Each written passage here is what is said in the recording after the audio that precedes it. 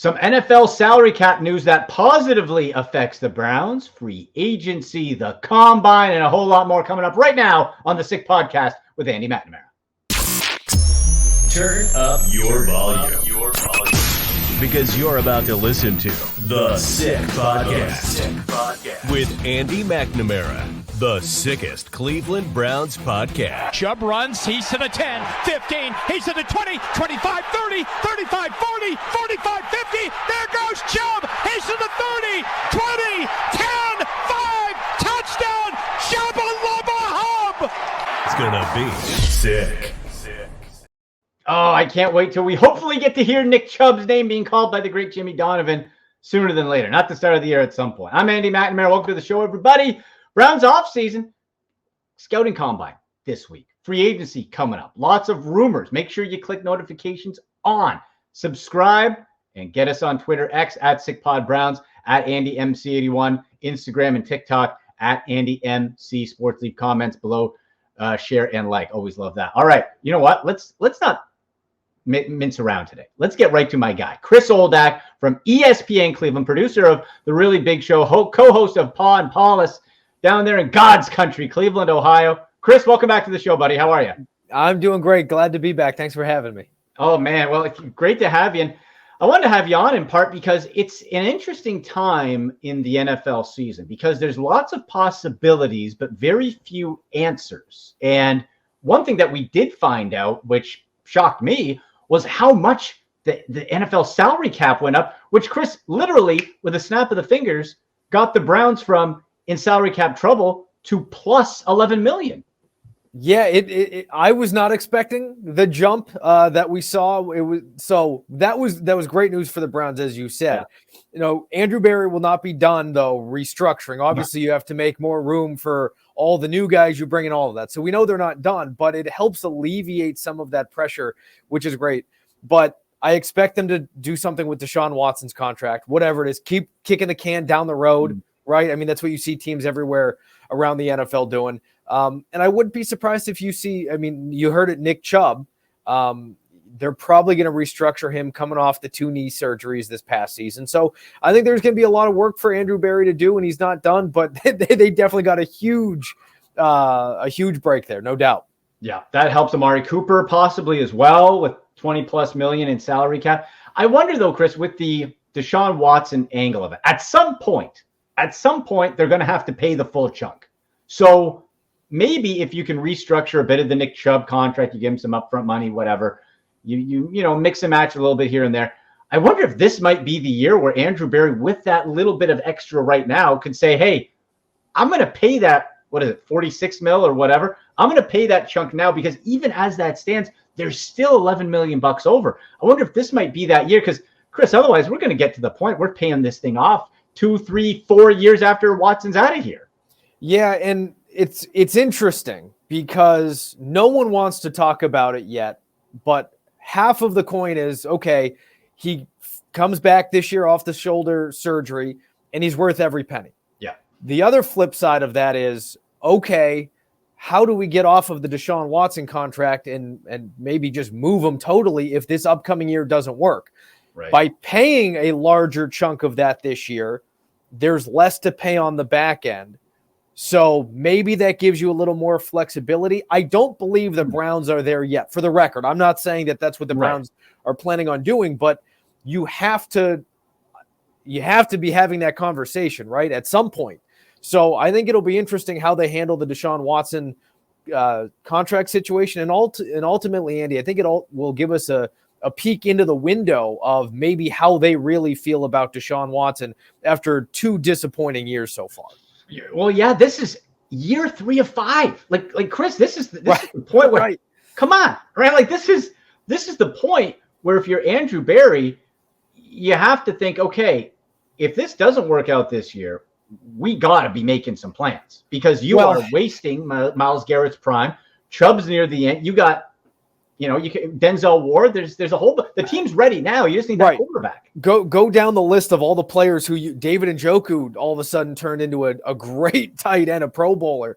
I mean, it's one of those things where you're right, where you can't. This is the window now.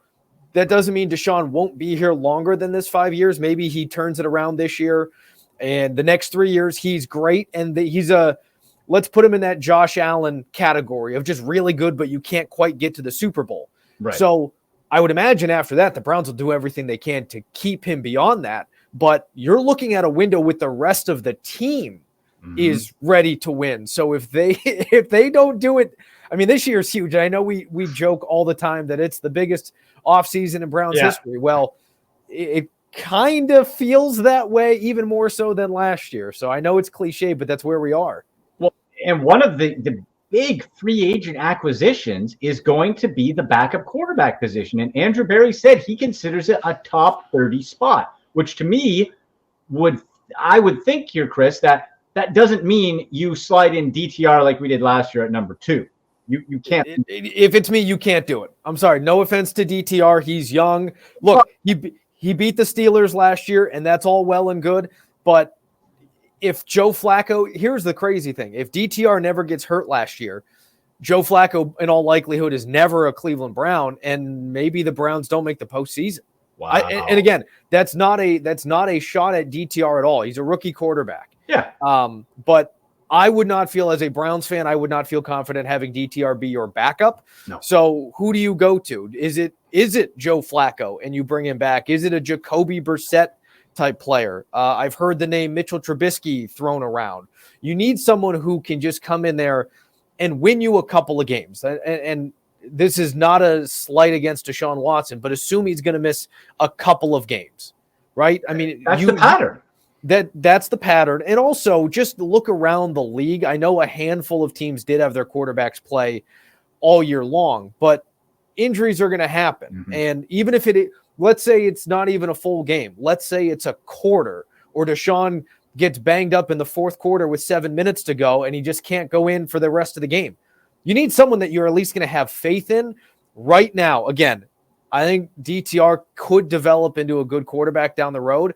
I just don't think he's ready for it. No, and this isn't the time where the team has the luxury to do that. If we're talking 2017 Browns, sure, throw DTR in. And 1999, 2017, sure, throw him in there, right? But they probably ruin him, but But the team, like you said, they're ready to win now, and I would hate to see that go to waste. We can't be messing around. This has to be a time, and I get the feeling that with the moves Kevin Stefanski and the organization made at coaching, what Andrew Berry's saying, it doesn't seem like they're going to be too – it seems, Chris, that they're getting away from the Andrew Berry stigma of, if you're my draft pick or you're my decision, I don't want to look dumb, so you're holding on. We've seen him getting past that a little bit, and I hope this is a case where, all right, you're going to either go after a Joe Flacco.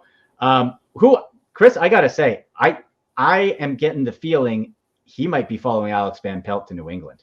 I've started to hear that over the last couple of days. And look, if New England, they're in a state of transition. So if they need a guy to bridge whatever gap they're doing from Mac Jones to maybe somebody they draft this year, it makes all the sense in the world. So, and I would not fault, how could you fault Joe Flacco if he finds a starting role elsewhere? No.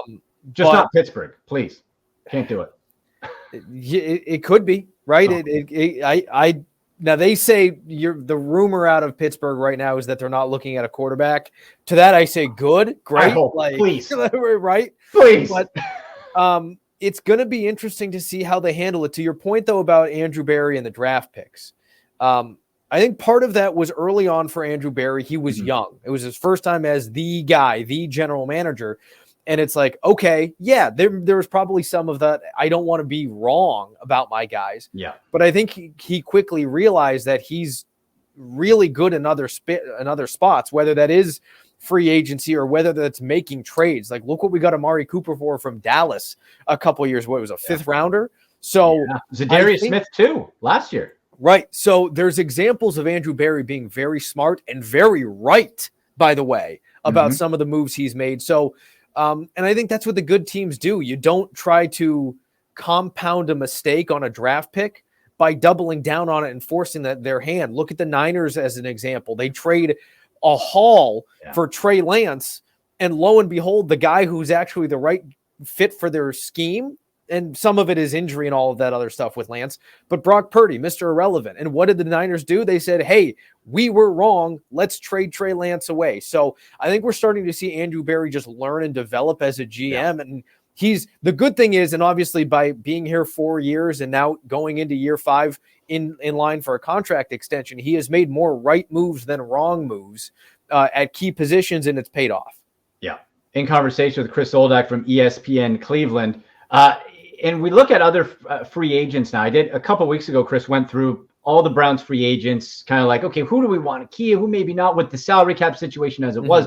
With it being flipped, it might allow for a bit of flexibility. And, I wonder, like, if Joe Flacco doesn't get the New England opportunity or something, I'd be fine paying a little bit more for him. Maybe it lets a Zadarius Smith come back on another short-term deal where you can have him and then keep that group together for a little bit longer. And maybe it does come down where, you don't have to look to trade or restructure a Wyatt Teller or someone like that. Like, it does at least give some flexibility to those bigger name free agents.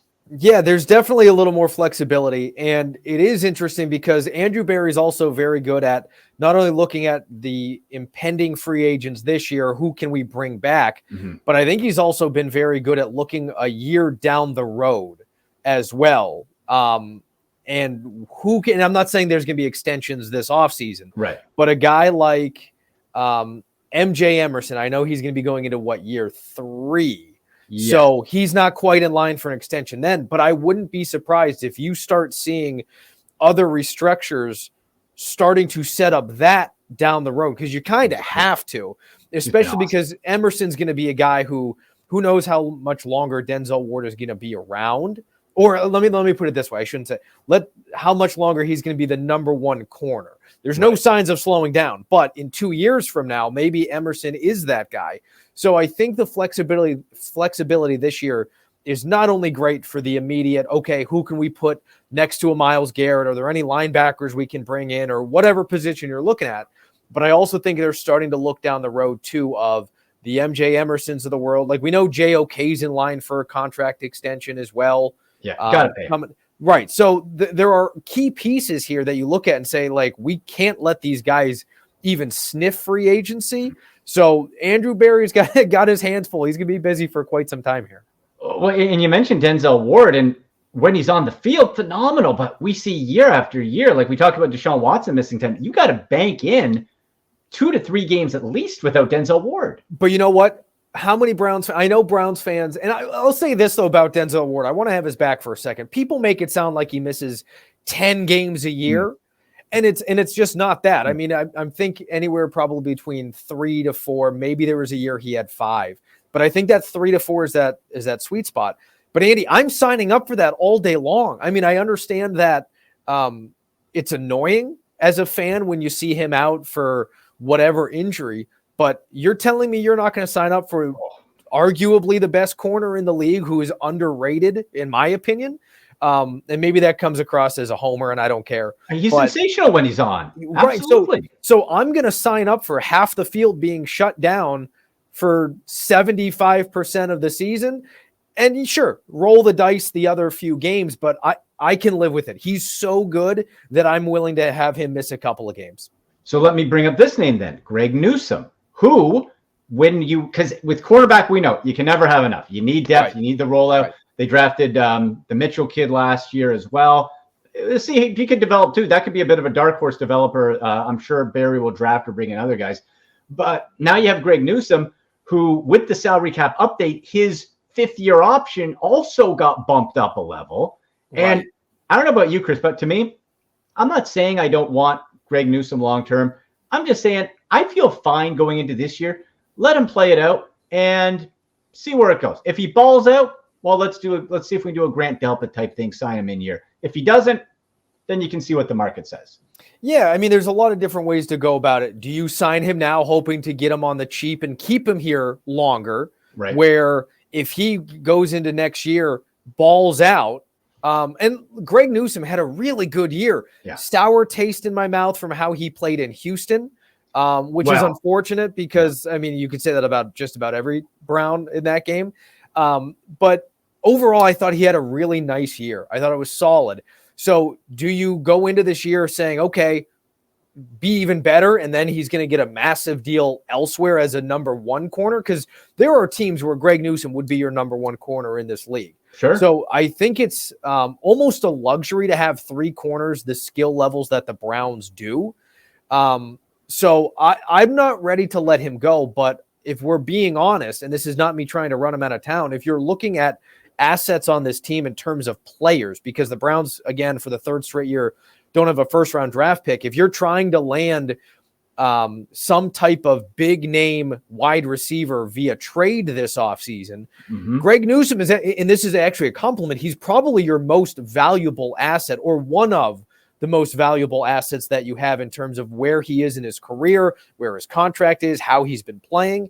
So I would love to see him back because, like you made the point, you can never have enough corners, especially knowing what we just talked about. Denzel's going to miss 3-4 games. MJ Emerson was healthy all year. So I would love to see all three of them back again, but I wouldn't be shocked. I wouldn't be, jaw on the floor if they said, hey, we're going to let Newsome play his fifth year on his option. Yeah. And that's, depending, Andrew Berry knows the salary cap better than either of us, and however he maps it out, we'll be fine with it. Now, we mentioned JOK. The linebacker spot we know is not a valued position at the same level as the secondary or the D-line. Sure. And really, Chris, I think the pattern, and Andrew Berry proved it with his own work, is, you know what? We're going to try to get later round, even if it's a second round, later round linebackers or free agencies to plug and play and try to develop those young guys like we just did with JOK. Like, I think that's probably the pattern we're going to keep seeing, because Andrew Berry can point to, like, hey, that guy's an example.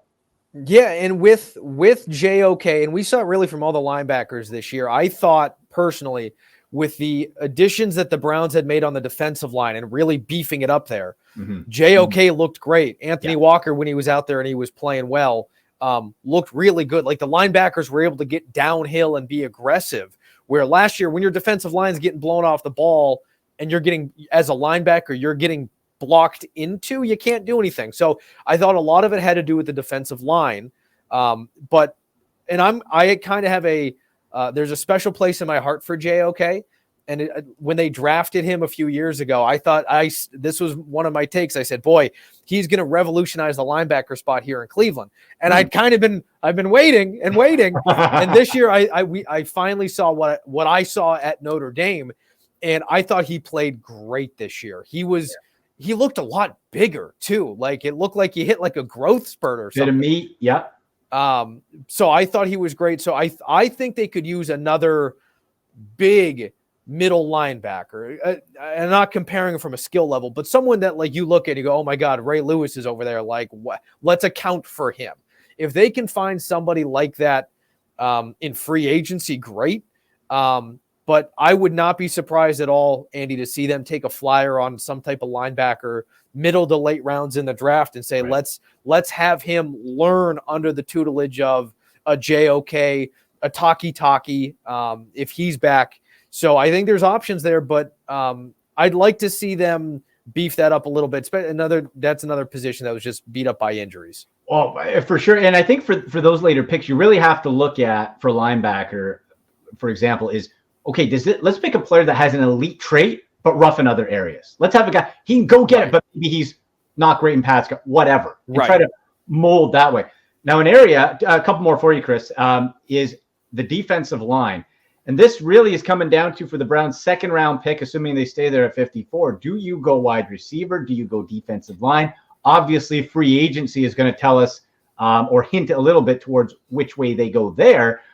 But do you think, Chris, it's wiser to go wide receiver, free agent, big name, or trade, or defensive line if you could land them, like some of the big names out there, like that Chris Jones? I'll tell you right now, you'll hear me in Cleveland from Toronto if they get Chris Jones. That'd be wild. Yeah, I would love Chris Jones. I would also love the free agent out of Miami, Christian Wilkins, if they could pull that off somehow.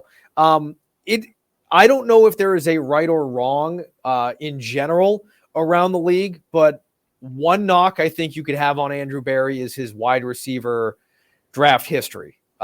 It's not great. You have DPJ, Michael Woods, Anthony Schwartz, and David Bell and Cedric Tillman. Yeah. So you have 5 guys. DPJ was probably the best out of all of them. He's no longer on the team. Cedric Tillman is a rookie. I don't know. I'm confident he can still develop, but a little underwhelming last year, not necessarily just from his skill set. I think just lack of opportunities more so than anything. So if it's me, and I look at Andrew Berry, I would say go get the wide receiver in free agency because he's probably a proven player. And Andrew Berry's draft record of wide receivers is not the prettiest. And then I would imagine some of the names on this Browns defensive line free agency list of their own, at least one of them, 2 of them maybe will come back. That way, if you draft somebody in that second round, they're not feeling that pressure immediately of, I have to step in and make an immediate impact. You would love them to as a second rounder, but I think that takes a little bit of pressure off of maybe an every down type of guy. And it depends too. Do you get development in year 2 from a 3rd round pick from last year, that Siaki Ika? Right. The big fridge guy. You have to get development of that. That's a possibility. You got Isaiah McGuire, who I really like coming out, who didn't get a lot of opportunities, who popped a little bit. And I'll say this. Right. I think my kind of bold prediction here, Chris, I think we're talking this time next year, we're talking about, wow, what a year Cedric Tillman had. I just think this guy. I hope so. I think he's too, he had the ankle injury in Tennessee. And you're right, he didn't get a lot of opportunity, but this guy jump balls. We saw little flashes, willing blocker. This guy loves to pancake. Yeah. So you get a jump ball guy, and maybe with a bit more opportunity, he develops, and we're talking about a possible breakout star here. If that happens with the Browns, and they either get a free agent or draft another guy, boy, our wide receiver room's looking real good. Yeah, I mean, if there's a world in which Cedric Tillman can even approach 80% of what we saw from Amari Cooper last year. Oof. And then you have David Njoku, who was great. And then if you can find some type of, maybe Elijah Moore, he flashed with Joe Flacco toward the end of the year a little bit. I think once they stopped using Elijah Moore as that gadget type player and just let him run routes, I thought he looked better. Yeah, so I mean, that's all in a perfect world. I'll hold out hope, but definitely I need to see it before I start dreaming of it. You can't just hope for it. You still have to make contingency plans and hope you get pleasantly surprised from that. Right. Last one for you here, Chris. I get asked all the time. Browns fans, they're nervous. They're wringing their hands about Nick Chubb. You see a little report here and there about Nick Chubb's going to get cut. I'm like, he's not going to get cut. Nick Chubb's not going anywhere. Okay. Can you say it again, please? So Nick Chubb is not going anywhere. At least not this year. Let me say that. So I'm one of those fans that I think I would fit in right with everybody else. Like if they came out, and again, I don't expect it to happen. Andrew Berry actually spoke today at the combine. It was like, look, we don't want, he reiterated how he ended his end of season press conference of like, look, we don't want Nick Chubb's last carry as a Brown to be his injury. We don't want that. So I'm going to believe that Andrew Berry and the Browns will work something out with Nick Chubb. But if for whatever reason, the total 180 was done, I would be leading the march on Berea saying, how dare you release and mess with our Nick Chubb? How dare you, Andrew Berry? So I would be the first one there with everybody, but I'm not worried about it. And ultimately it's a business, but I think Nick Chubb is different. Like you could say, like, you don't pay running backs, you don't do this, you don't do that with them. Somebody who's coming off a double knee surgery, a major injury, you just don't pay him. I think Nick Chubb is different. He's one of maybe 2 or 3 running backs in the league that you would still bring back. And look, I'm not sitting here saying he's going to be the same guy. In all likelihood, he probably won't. That's just the nature of the injury. But if you're telling me he can come back middle of the season and ramp up into form for a potential playoff run, I would sign up for that. Given the circumstances, I'd sign up for it. Yeah. Even if he's starting as a goal line guy, the elevation boost, you're right. It is different. And what's refreshing to me, we talked about Andrew Berry's growth here, Chris. And I think Andrew Berry, when he first started, all analytics numbers, Nick Chubb's a robot. Nick Chubb's a number. Boom. I think he's getting it. Like, it just seems like, yes, the numbers are important. Yeah. But now I'm also in tune with the locker room, with the human side, because these aren't robots. These are human beings. And it seems like he's in tune with that. And from hearing him say that really gives me hope. I'm like, okay, him and Stefanski, they are really growing together, I think. Oh, totally agree. And I'm right there with you that if this was Andrew Berry's first year, he would look at Nick Chubb as a cap casualty, and that would be the end of it. That's it. But to your point, analytics does not take into account human emotion, and maybe GMs shouldn't be making decisions with human emotion. Like, let's call it for what it is. Yeah. But again, I think just Nick Chubb is such a unique player and a unique individual, and just what he means to this team, that it makes too much sense to bring him back at least for another year. I'm with you. Chris, very generous with your time as always, man. Tell people where they can find you. You're everywhere. I'm everywhere. You can follow me on Twitter, on X, at the OG Paw. You can hear me ESPN Cleveland weekdays 9 to 1, producing the Really Big Show with Tony Rizzo and Aaron Goldhammer. And then on Saturday mornings on ESPN Cleveland, 10 to noon, myself and Nick Paulus, a little Paw and Paulus action coming your way every Saturday. Love that Saturday show, brother. Thank you so much for coming on. Talk soon. Appreciate it. Anytime.